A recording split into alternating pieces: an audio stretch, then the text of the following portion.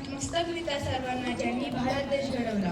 नमस्कार, माझे नाव शौर्यराज योगेश काळभोर आहे. मी इयत्ता 7वीत शिकतो.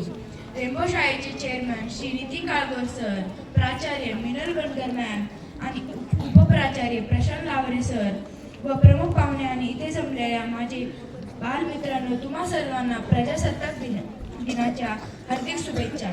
विद्येचे माहेरघर म्हणून ओळखल्या जाणाऱ्या पुण्यातील लोहरी काळभोर येथील रेनबो इंटरनॅशनल स्कूलमध्ये आपण प्रजासत्ताक दिन साजरा करायला उपस्थित आहोत. सकाळच्या सूर्यकिरणाबरोबर आकाशात तिरंगा ध्वज अत्यंत दिमाखात फडकत आहे आणि अख्ख्या भारतभर प्रजासत्ताक दिन एखाद्या सणाप्रमाणे साजरा होत आहे. काही वर्षापूर्वी आपल्या देशावर राजा, बादशाह, महाराज यांचे राज्य होते. त्यानंतर इंग्रजांनी तब्बल 150 वर्षे राज्य केले.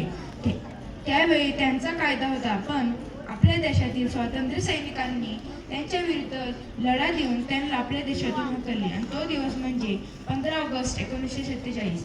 आणि जेव्हा आपला देश स्वतंत्र झाला, सर्वांच्या मनात एक प्रश्न पडला, आपला देश चालवायचा कसा?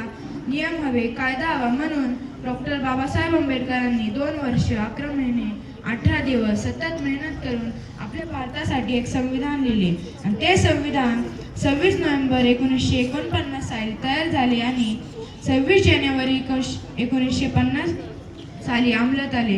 आणि त्या दिवशी एका पत्रकाराने डॉक्टर बाबासाहेब आंबेडकरांना विचारले, आज तुम्हाला कसं वाटतंय? तर डॉक्टर बाबासाहेब आंबेडकर म्हणाले, आजपासून या देशाचा राज्यकर्ता हा कोणाच्या पोटातून नाही तर मतपेटीतून जन्माला येईल. आणि जिथे राजा, बादशाह व इंग्रजांची सत्ता होती, तिथेच भारतीय लोकांची म्हणजे आपली सत्ता आली. म्हणून हा दिवस आपण प्रजासत्ताक दिन म्हणून साजरा करतो. तुम्ही म्हणाल, प्रजासत्ताक म्हणजे काय? प्रजासत्ताक म्हणजे प्रजेची सत्ता, लोकांची सत्ता, लोकांनी निवडून दिलेली लोकांची सत्ता, लोकांनी लोकांसाठी तयार केलेली सत्ता म्हणजेच लोकशाही. भारतीय संविधानाने आपल्याला न्याय दिला, मूलभूत अधिकार व कर्तव्य दिले, म्हणजे आपण कुठेही जाऊ शकतो, काहीही करू शकतो, आपल्या हक्कासाठी बोलू शकतो आणि मतदानाचे अधिकार दिले आहे. शेवटी बोलतो, ना तू हिंदू है ना ही तू मुसलमान है, इंसान का बच्चा है तू, सबसे पहले इंसान है. जय हिंद, जय भारत.